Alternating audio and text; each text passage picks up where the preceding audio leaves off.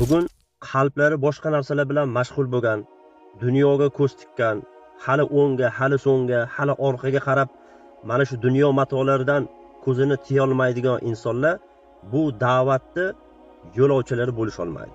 Mana bu da'vatda xizmatkorlar bo'lish olmaydi.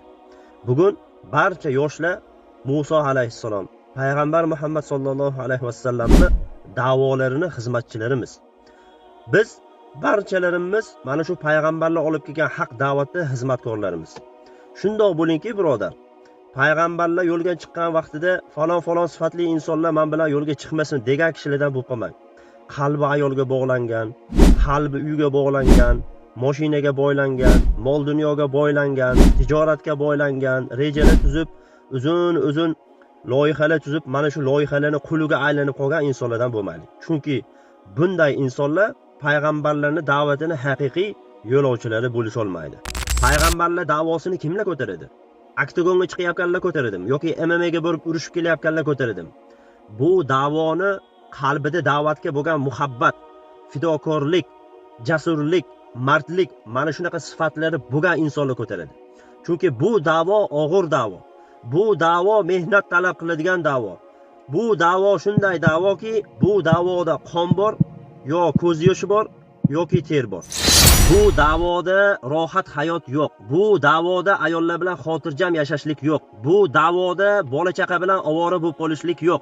Bu da'voda dunyo uchun uzun rejalarni tuzib, mana shu rejalarni quli bo'lib qolishlik yo'q. Bu da'voda havoyi nafsini quli bo'lib qolishlik yo'q. Bu da'vo shunday da'voki, bu da'voga bor butunligingizni Allohga bag'ishlab, butun borlig'ingiz bilan mana shu dinga taslim bo'lib, unga xizmat qiluvchilarning da'vosidir. Bunday bo'lmagan insonlar musulmon emasmi? Albattaki musulmonlar. Ammo peshqadam bo'lganlar, ishini ko'zini bilganlar, da'vat yo'lini mahkam ushlaganlar, ertaga qiyomat kunida payg'ambarlar bilan bir safda turib, biz mana bu da'vatingizni omonatdorlarimiz deb ayta oladigan yoshlar, mana bu dunyoga bo'ladigan muhabbat, haddan oshlik, hirs, mana bu sifatlardan xolos bo'lishligi kerak.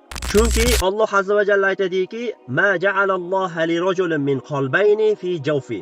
Alloh hech bir kishini ichiga ikkita qalb joylamagan.